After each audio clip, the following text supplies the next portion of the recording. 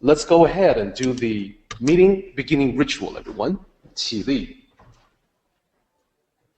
面向佛堂，参加三鞠躬，一鞠躬，再鞠躬，三鞠躬，参加各位点传师一鞠躬，开班一鞠躬，请坐下。Please be seated. There's a lot to talk about. Starting with our schedule coming up. Two things to mention about this. Number one, Memorial Weekend coming up.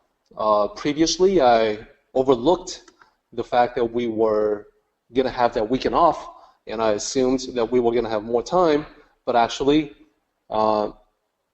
next week, we're not going to have a meeting. We will resume on the 31st.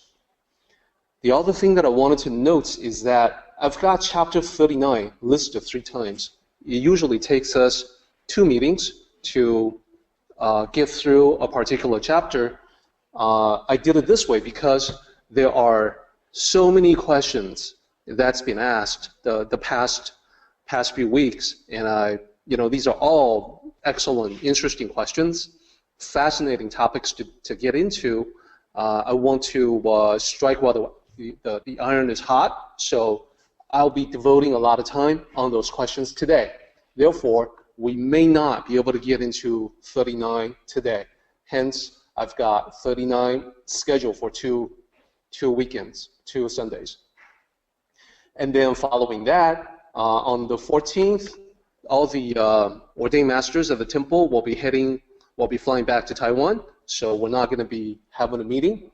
And then when we come back from that, on June 21st, we'll get into chapter 40 of the Tao Te Ching, and that's getting close to the halfway point. In terms of the number of chapters in the Tao Te Ching, the Tao Te Ching has a total of 81 chapters. So let's quickly cover what we talked about last time. First, toward the end of our last meeting, I mentioned that there's a tool that you can use at any time. And so I want to demonstrate that real quick. So these are the steps. Go to Taoism.net, go to this link, and then use the Tao Te Ching menu. So let me show you what that looks like.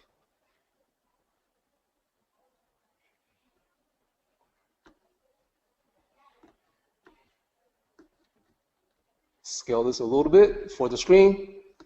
So this is the old website. My intention is to change this to the new website, which is here.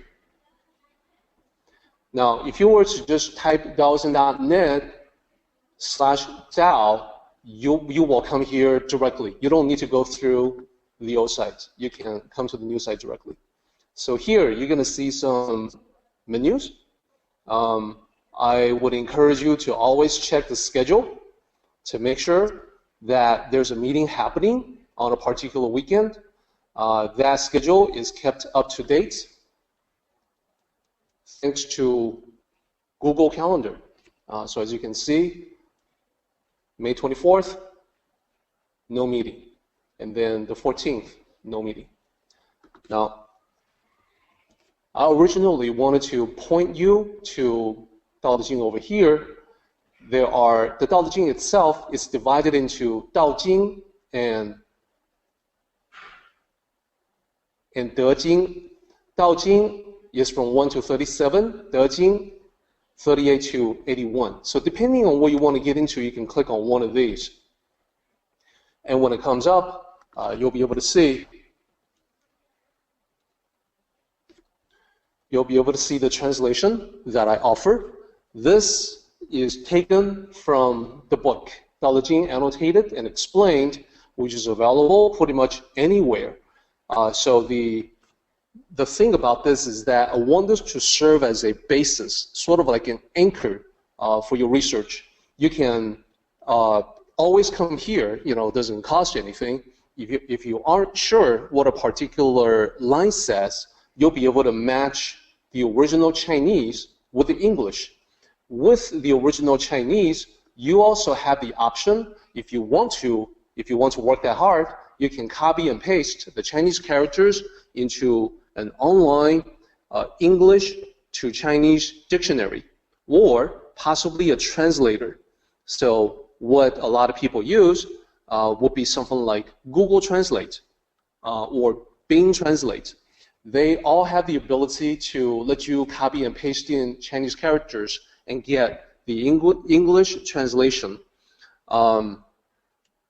The only caveat is that this translation technology is still rather primitive, so it is not going to give you a very good rendition, especially not classical Chinese. The translation engines out there have trouble enough with modern Chinese. When you copy and paste in ancient classical Chinese, it really doesn't know what to do. So take the result for what it is worth. Sometimes it is easier just to copy character by character and get the individual definitions and then piece together the meaning for yourself. If you don't want to work that hard, you can just see the translation here. And if you want in-depth explanations, you can go to the book, and it has more commentaries. That book has a particular format where the commentaries take up just one page, opposing the chapter itself. That means there's not a whole lot of room to get into details, and therefore, even more details I'm happy to offer using this meeting that we're having every Sunday. These meetings are always recorded, and you can find them on YouTube. So if you miss one particular chapter, you can always go back to YouTube and look deeper into that particular chapter. So this is the tool that I wanted to mention. Thank you. So, and that's what the instructions are. It depends on what you want to work on. You can go to that particular chapter or verse. All right, so last time we talked about the history of the Tao Te Ching and what time it roughly occurred. So I was pointing out some dates in red as key dates for us. So these names, with Chinese, the surname comes first. That's the surname. Li, it's the same Li as Bruce Lee. Li, that's the name of the sage that ended up with the title Lao Tzu, the old master. So we know that he wrote the Tao Te Ching when he was already very old, so maybe around 80 years or so. Therefore, if you look at when he was born and then subtract 80 from that, roughly you get to the writing of the Tao Te Ching at somewhere around 2,500 years ago, give or take a couple of decades. Could be 2,520 years ago or 2,510 years ago, etc. Then another key date is 1,800 years ago. So at the time that the Tao Te Ching was written, it was written on media probably like bamboo strips, because paper had not been invented at that time. So we don't have the original copy of the Tao Te Ching from 2,500 years ago. What we do have is the consolidated version from 1,800 years ago. This was done by a young scholar, Wang Bi. And again, Wang is the surname. You may know Chinese people with the surname W-O-N-G. That is the same surname, Wang. This particular scholar, young scholar, when he did his work was about 1,800 years ago, so you figure, well, it's been about 7 centuries since the time that the Tao Te Ching was first written. So those are the key dates to remember. Now, I also want to mention where the Tao Te Ching was written.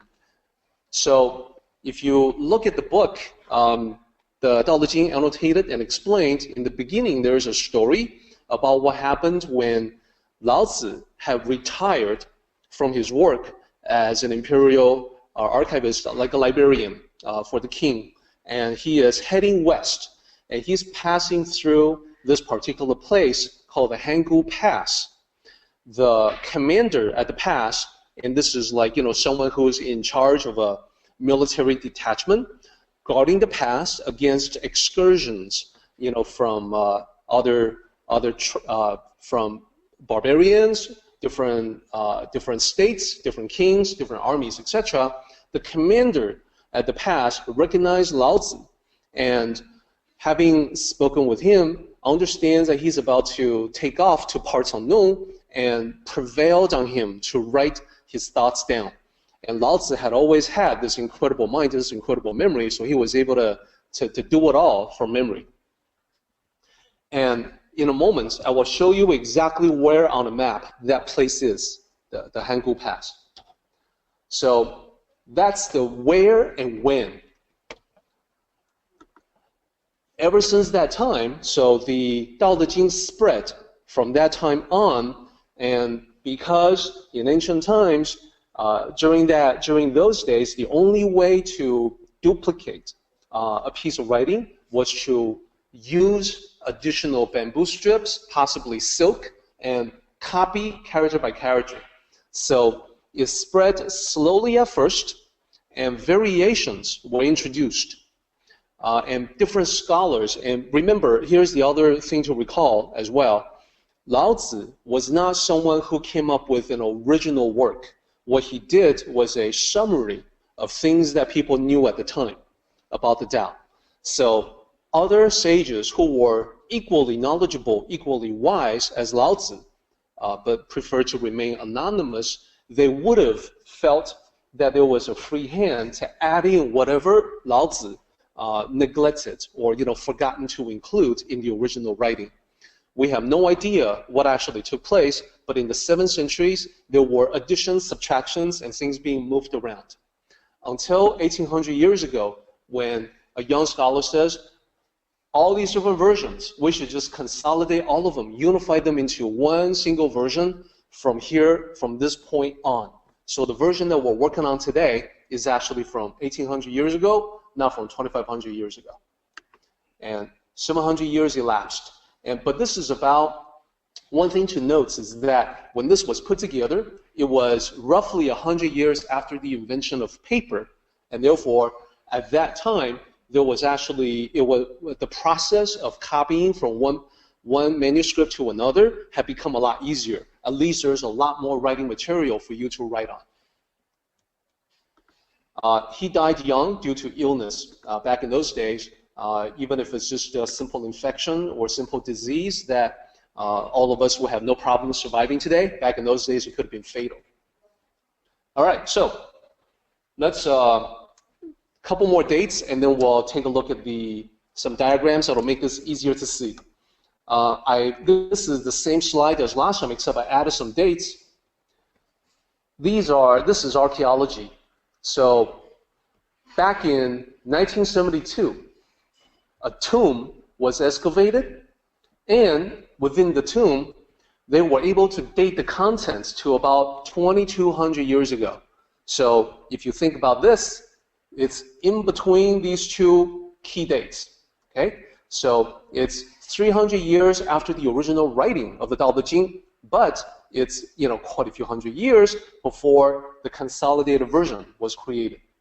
So that's another key date, 2,200 years ago, and in the tomb there was a copy of the Tao Te Ching. Now the tomb contained a noble, his wife, and a young son. The remains of them. The wife was mummified. I'm not sure about the other bodies. The silk, we don't really know who created the writing on the silk. Here's a photograph of that. We know that some of the characters are incomplete, and we know the second half of the Tao Te Ching is placed before the first half. So this might have been, for instance, a test or a memory exercise, and maybe it's the son trying to recite the Tao Te Ching from memory. We don't really know what it's about, but we're able to extract the characters and compare that to the consolidated version, and it does shed some light on the original, very old version. So back in the 70s and 80s, everybody thought that this version was the oldest version of the Tao Te Ching available. So it has historical significance. One particular scholar kind of jumped the gun and created a translation based on this, and created a copy that has the second half before the first half. I say that he jumped the gun because we really don't know what that is. That might have just been something inconsequential, but of great personal significance, and that's how it got included in the tomb. So everybody thought this was the oldest one until 1993, when another archaeology site was unearthed, was excavated. The contents dated to 115 years before the known oldest version. Not only that, but this particular tomb in Guodian, in a moment, I will show you where that is on the map. That tomb contained the body of a scholar who was a revered teacher of a prince, and that prince later on became a historical king of the state of Chu.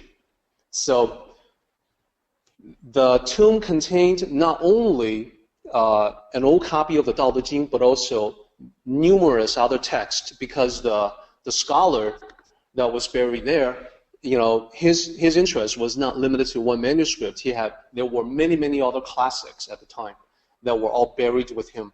So obviously a very valuable find. Now it's all on silk, and it's also incomplete. So pardon me, this is on silk. The slips are on bamboo strips, and it's also incomplete. So to the best of the ability of the archaeologists, they have pieced together what was there, but it's not the same as the consolidated version that we see today. There is a lot of similarities. There's a lot of correspondence, which tells us that there's been a tradition that was authentic from the time that it was first written to all the way up until today. So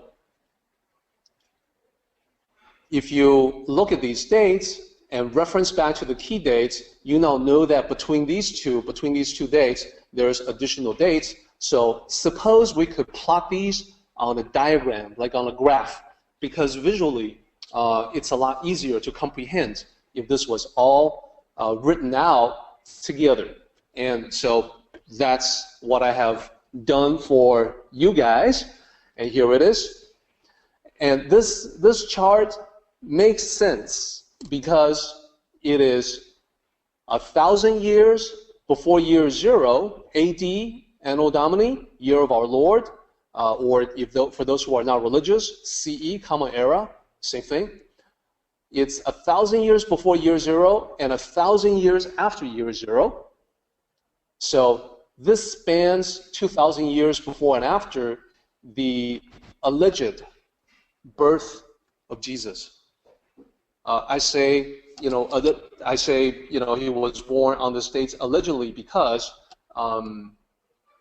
well, the more you dig into it, the more it seemes likely that there wasn't an actual historical Jesus, but perhaps a composite of multiple individuals. That's a totally different topic for a different date, for another discussion, a very lengthy discussion. But let me point out the interesting highlights of this. So let's start on the right-hand side, on the rightmost column. Hangul Pass. So this was the writing of the Tao Te Ching. This was the first writing of the Tao Te Ching when Lao Tzu went to the pass, was asked to write down his thoughts. So this is 2,500 years ago here. And you'll see 500, and you know that it's been roughly 2,000 years since year 0 of our Lord. So Anno Domini. So that's the time of the first writing. The Guodian, the bamboo strips, dated back to about there. Now remember, each of these rows is 100 years. There's only so much I can do to make it accurate, to make it go to the closest row. Sometimes a lot of these people and events will straddle the divisions between centuries. Not a whole lot I can do about that. This is intended to be a simplified view. So 115 years after that, you have dated the silk manuscript in Ma Wangdui. That's another tomb. And then several hundred years after that, you have the consolidated version. So I believe you all agree with me that when you look at it together like this, it makes a lot more sense. And it also places into historical continuity. This is the time of Lao Tzu, who was decades older than Confucius and said to be his teacher, was also the time of Sun Tzu, the Art of War, and also the time of Buddha, although the Buddha was geographically very, very far away from these Chinese sages that you see. And yes, I will show you where he was on the map as well. And so about a century after that, Liezi, another sage. Another century after that, Zhuangzi, yet another sage. So, and then down here, we have Muhammad, the prophet, Islam, and so forth. So now, historically, you can see the progression there. Over here, you're going to see a listing of the different dynasties. The only thing that I would like to draw your attention to is here, Zhou Cao, the Zhou dynasty, followed by a period known as Spring and Autumn, followed by another period known as Warring States. When one studies Chinese history, like I did growing up, that period is spoken together. This is Chunqiu, and that just means spring and autumn. This is Zhanguo. So oftentimes they talk about the two together, Chunqiu Zhanguo, and that's because that entire period from here to here, 1, 2, 3, 4, 5, roughly 500 years, was a time of chaos, warfare, and strife, where Zhou Cao, the previous dynasty, had already disintegrated. That empire had lost its power. So this was actually a time where there was no single authority, imperial authority, ruling all of China. Instead, it was just a whole bunch of different kingdoms warring with one another, a whole bunch of different kings who used to be the dukes of the emperor. So later on, it was Qin that prevailed. One of the warring states, one of the warring kingdoms prevailed, defeated all the other ones, unified all of China under a new dynasty. This particular king, Qin Shi Huang, was known as a brutal dictator, a brutal ruler, and had acted ruthlessly to kill as much of his opposition as he could, and destroyed the cultural treasure at the time. So he was known to have buried hundreds of scholars and burned thousands of books, all to consolidate his own rule. He did not, for instance, want historical books that allowed his subjects to trace their individual legacies, individual heritage to the past, because that could be grounds for organizing against him. Now, the Qin Shi Huang, this particular dynasty was very short-lived. Here, it appears to be like, a century, but in fact, it was only about 30 years. So he did not get to enjoy his empire very long. And there was only one emperor for that dynasty. When he died, he created this incredible tomb. The terracotta soldiers that you see, that's the work of Qin Shi Huang. So from there, from actually more than 2,000 years ago, as you can see, like 2,200 years ago, was the terracotta soldiers. So the next time you see those soldiers that have become sort of a familiar sight by now, you'll be able to connect it with the rest of all this other stuff that we've been talking about. Everything else is not quite as important. It's important to Chinese historians, obviously, but it's basically just a listing of successive dynasties. I will only highlight two for your attention. This one, Han Cao, and this one, Tang Cao. So Han Cao, the Han dynasty, is a couple hundred years before and after the time of Jesus. And then it also disintegrated into, warring factions, the three kingdoms. And then later on, Tang Cao, after some dynasties in the middle, another couple hundred years. Now, these are significant because it was during Han Cao and Tang Cao that Chinese people themselves felt that they had reached a pinnacle of their own civilization.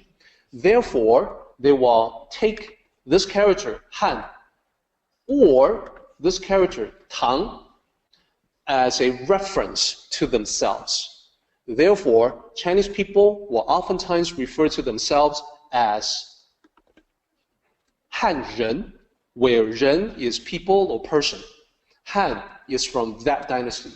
Sometimes they say Tang Ren, like for instance, Tang Ren Jie is Tang, the character there, Ren, person, and then Jie, street. Tang Ren Jie means Chinatown. That's what the Chinese people call Chinatown, Tang Ren Jie.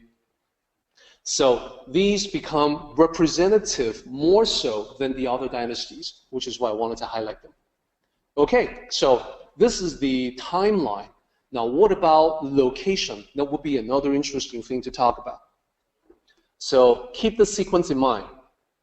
The Hangu Pass, the writing of the Tao Te Ching, unearthing a very old version of the Tao Te Ching, and then another very old version, but not quite as old as this one, and then Wang Bi, the consolidated version. So, and also want to highlight Buddha. And now we're ready to see the map. So here's a map of China. This is the map of the world today. So we can take a look at some of these key locations. So right here is the pass that Lao Tzu went through on his way west, going west this way. And when he passed that location, he was asked to write down the Tao Te Ching. So remember, roughly 2,500 years ago. So I have a couple of stars down here. So Ma Wangdui, this is the bottom star is Ma Wangdui, and the one above that, well, not above, to the north of it, slightly to the west of it, that is Guo Dian. So the bamboo strips are found here, very old. And then the silk text is another tomb located here. And you can sort of imagine that historically, as time went on, the Tao Te Ching, the teaching of the Tao Te Ching spread in all directions, and in this case, toward the south. Over here, in modern-day Nepal, sites of recent devastating earthquake, this is where the Sakyamuni Buddha was. He was an Indian prince who became enlightened and founded Buddhism. So, and he lived at around the same time as the other sages, and the other sages were clustered around this area, the central plains of China. So that, in terms of location, is how everything links together. There are people, so for instance, in the forgery known as Hua Hu Jing, the claim is that Lao Tzu went west in this direction and then kept going until he came here, and then he taught the Tao to the Sakyamuni Buddha. That's a complete fabrication, historically untrue. And let me just say that if that's what Lao Tzu wanted to do, was to go to India from where he was, he wouldn't be going in a relatively straight line because the Himalayas was virtually impassable. He would have had to go south and then west to make that trip much more manageable. But even then, that would be such a lengthy trip, you probably would not be able to complete that without spending a few good years on it. So, historical context, again, I find this stuff absolutely fascinating. If you do not, but would prefer that I get back to the Tao Te Ching, I'd be happy to do that. You just have to let me know. So, what else? With the question, let me go back to the timeline a little bit. Okay, so when we look at this timeline, it becomes evident that the Tao Te Ching itself has been passed down generation after generation, This view basically depicts how it's passed down century after century. So now today, we in the West have access to a whole bunch of translations, and therefore a logical question that was asked, that was raised in connection with this, is that can you give us, Derek, can you give us a couple of simple ways to tell if a translation is of a certain level of quality or if it falls short of that quality? I like the question because I certainly I would never be the one to say, stick to my version. That's the only true version. It's the same as when we talked about the proprietary path, the only right path versus many different paths. So I do believe that there are many different versions, many different translations of the Tao Te Ching that are also worthy of your attention, and I know that some of you will want to explore them. Nothing wrong with that when you look at the different translations and see how different authors handle the translation, you may gain some insights. That's all good. But how do you, with so many out there, how do you tell if a translator knows his stuff or not? Now, when I delve into this topic, please understand that the translators that, in my opinion, fail at their task, I will never identify them by name. I will only describe like general nebulous background of where they come from. But those people that have done it right, I will tell you who they are, and that, therefore you have some idea as to which ones are the ones that are worthy of your time. So what are those ways to tell if a translation is good? Well, there are many ways to tell, but I wanted to boil it down to the simplest possible for everybody. So what happens when you pick up a new Tao Te Ching translation is that you may, as I do, flip it open to the very first chapter or the very first verse. So I wanted to provide you with some guidance there. So as I say here, the handling of the first verse, the first line of the first verse, the first line of the first chapter, even that can reveal quite a bit. So remember, now that you have seen the timeline, you can tell, you get a sense for how it's been passed down generation after generation. Nothing's been lost. It's a continuous, unbroken line of teachings from 2,500 years ago. So people that have gone through classical training on ancient Chinese, we benefit from 2,500 years of continuous passing down. Therefore, to us, there's no ambiguity. We don't need to guess as to what something means. That's where the clarity comes from. The people that don't have the benefits of that particular kind of education, they are forced to guess what the original meant because they don't know. So here's the very first line of the first chapter. 道可道，非常道. Here, down below, I have the literal translation. Each character is separated by a slash. First character is the Tao. It can also be translated as the path or the way. And then the second character, this character here, can be, or sometimes able to be. And then we have what seems to be the same character, what is exactly the same character as the first character. This is a rare instance where the noun Tao is used as a verb. When it is used as a verb, it means a verbal expression. It means speaking, saying, or talking. There's a strong tendency from people who don't know Chinese to use the guesswork to say that, well, if you have a character that is used as a path, then the verb must be to walk the path. Sorry, that's not correct. It can never mean that. When you say Tao, it can only, when used as a verb, only means talking. So spoken, talked about. Then we have a character for not. That's the fourth character here. And then we have a character for constant. The original character was a different character, Heng, which meant eternal. It was changed from eternal to constant because there was an emperor who ended up with that name, Heng, and therefore they needed to change that so they're not calling the emperor by name every time they read this. So, and then the last character is just Tao, once again. So Very simple line, 6 characters. The proper translation is the Tao that can be spoken is not the eternal Tao. So we've talked about this. The Tao that can be spoken is not the Tao that you have to experience by living it. And the eternal Tao, that's the Tao within you. That's the Tao in the deepest part of you. That's the Tao that's connected to everything else.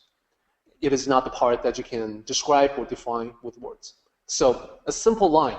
Native Chinese speakers usually have no trouble with this, and people who do not know Chinese usually have trouble with this. Now, there are exceptions in both camps. That is, I have seen a few examples of native Chinese speakers who perhaps did not benefit from a classical education, and therefore they just make up their own meaning, even though they speak modern Chinese natively. I have also seen people who don't know Chinese that are actually able to translate the line correctly, and it just means that they have consulted the right people or the right source for that. Overall, you cannot use chapter 1 by itself as the indicator of quality. It's a rough, approximate indication. You need another one to be more precise. You need like 2 chapters just to be able to be certain that a chapter is good. For now, though, I want to give you some examples on people who have done it correctly and people who have not done it correctly. And the people that have done it correctly, I have no trouble at all naming them. However, I will tell you some of the pet peeves that I have as I read their translations. So first, Ellen Chen, a scholar. Tao that can be spoken of is not the everlasting Chang Tao. Okay, so you can tell, spoken of, hey, that's in there. Everlasting, okay, I can accept that in place of constant or eternal. That's fine. That's totally fine. My pet peeve is that Ellen Chen is forever putting Chinese characters in parentheses in her translations, which kind of breaks up a line. So if I see it just one time, okay, I'll let it go. But if I see it throughout the entire translation, it annoys me. So that's my pet peeve there with her. Another scholar, R.L. Wing, she also did a decent job with the first line. The Tao that can be expressed is not the Tao of the absolute. Okay, so you can tell, express, okay, I can take that as verbal expression. This passes. Absolute, okay, I can take that as another way to talk about the constant, the unchanging, the eternal. That's totally acceptable, so that's fine. And then, however, my pet peeve with her is that she always translates sage as evolved individual. And that, to me, is really injecting her own notion of spiritual evolution into the text. So I'm not a big fan. Then we have John C.H. Wu. Tao can be talked about, but not the eternal Tao. Okay, so at least we have talk, and then we have eternal. So that's cool. Lin Yu Tang, the Tao that can be told of is not the absolute Tao. Similar. So you start to notice the pattern. All of these ones that are done the same way, they're all done by native speakers of Chinese, and these are all people who have had the classical training. Feng and English. Feng is Jiafu Feng. English is Jane English. They are a married couple, both scholars. Feng is a native speaker who have definitely received the classical training. So I find this to be very acceptable. The Tao that can be told is not the eternal Tao. So rather than spoken, told, cool, that's fine. Well-known scholar, D.C. Lau, native language is Cantonese, but also speaks and reads Mandarin, reads and writes and talks Mandarin. Long passed away, but because of his background, the way that can be spoken of is not the constant way. Cool. Again, that passes. So these are all examples of the first line that when you look at it, if you zero in on the elements of spoken of or told or expressed to everlasting, absolute, eternal, etc., these are all eminently acceptable. Now, I want to caution you that chapter 1 by itself is not definitive. You have to look at another chapter. When you look at another chapter, some of these names will fall away. So we'll get to that. Let me check the time. We may not. I mean, this is fun, but there's not a whole lot. There's not a whole lot of time for us to cover everything.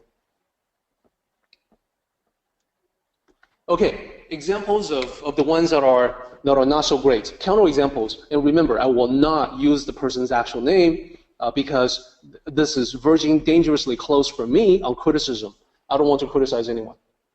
So first, the ways that can be walked are not the eternal way. So my comment is above. Dao used as a verb means talking, not walking. And then another translation from another person, a way that can be walked is not the way. Well, similar to the above. This translation on the cover claims to be definitive, but you won't be surprised to find out that I don't think it is. And then yet another translation, same problem. The Dao that can be trodden is not the enduring and unchanging Dao. This one has a history of more than 50 years, this translation. Respected elderly scholar, but trodden, wrong. And then from here, we begin to veer off farther and farther away, a way that can be a guide, but not a fixed path. Okay, well, a lot of the elements are gone. Fixed seems to be used for, absolute, eternal, constant, etc. There's no real indication of talking or expressing. And then even further away, a way that becomes the way is not the immortal way. Okay, so I think immortal is okay to use in place of constant or eternal, but talking is not becoming. So this is even farther away from the original. And then finally, below, we have an effort from a native speaker of Chinese who doesn't know classical Chinese. Tao, the subtle reality of the universe, cannot be described. That which can be described in words is merely a conception of the mind. Okay, that's cool, but it's not really a translation. It's basically, it's a mini essay is what it is. All right, so what about this other chapter? At least I want to get that far today with you, so you have these tools at your disposal. The other one is chapter 27, and that is because there is a character in that chapter that is different in modern times as it was from ancient times. And the character is Xi, like SHI. It is almost always today, when you use Xi, you would say Tou Xi. It means a sneak attack. So to raid, to assail. In ancient usage, it meant to follow the pattern, to carry on as before. So these two different definitions seem to vary widely. So how could it get to be that way? Well, it's simple. Let me explain. The original meaning was someone following someone else. Now, this has been extrapolated and extended to describe a situation where you are sneaking up behind the other person to stab that person in the back. Okay? Therefore, following takes on the additional meaning of a sneak attack.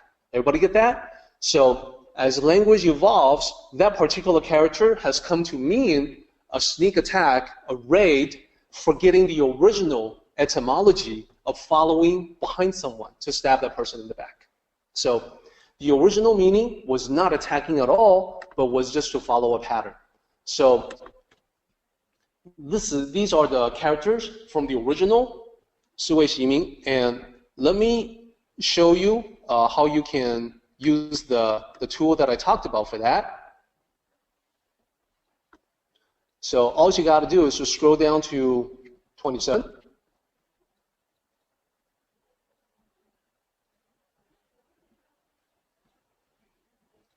Here we are. And you'll find it maybe like 2/3 of the way down.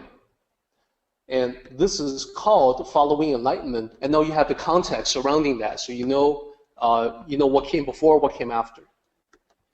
Okay, now, so the literal translation, only 4 characters, so it's fairly easy. That character is. This is. And then the second character, called, said to be. This is called.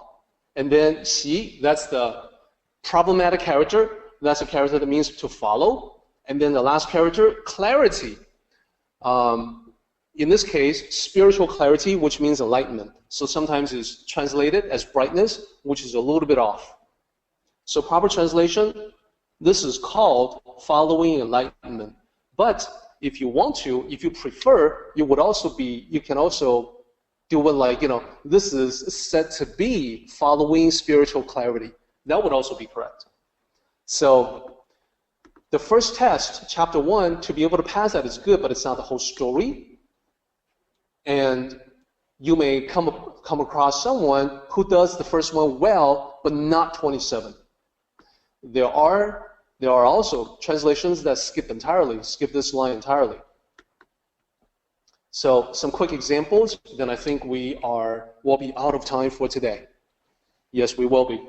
So, Alan Chen again, this is called following the light. Ming, okay, I like what she wrote, but Alan, honey, you don't need to put that in parentheses. It doesn't really serve a very good purpose.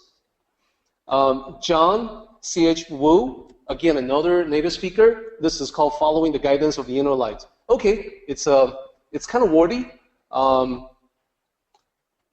There's no character that you can associate with guidance, but I take the meaning. I think it's reasonable. Feng in English, this is called following the light. Okay, good job, well done. D.C. Lau, this is called following one's discernment. Again, acceptable. Okay, well, so what about the ones that are not so great? This is called embodying the light. Okay, so embodying has very little to do with following. So that's this is guesswork. This is the best guess of the translator. And then we have the path of the sage is called the path of illumination. Okay, this translator is skipping that particular character, not wanting to face it. Another translator, this is called hiding the light. So from following the light to hiding the light, that's really off. And this is an actual translation. Okay, this is not a joke. This is a well-known scholar. Call this bushwhacking discernment. Oh, come on, guys. That's not what the original says. This is called cloaking the light. And this is because the character in today's usage means like a sneak attack, a hidden attack, and therefore the translator thought cloaking would be a reasonable translation for that. Sorry, that's also wrong. And then embodying again, similar to this one. Probably this translator looked at the other translations and then has maybe done a little bit of plagiarizing. So anyhow, these are examples. If you arm yourself with knowledge on 1 and 27, you can pretty much tell, you can assess the quality of, I would say, 95% of all the translations out there. So related question to that is, what happens if you are online, you are going into Amazon.com, they have a preview. So you can pretty much be sure that you can get the first few chapters. You can see what they are. So chapter 1, no problem. But maybe the preview doesn't go as far as chapter 27. So would there be an alternative? Good question.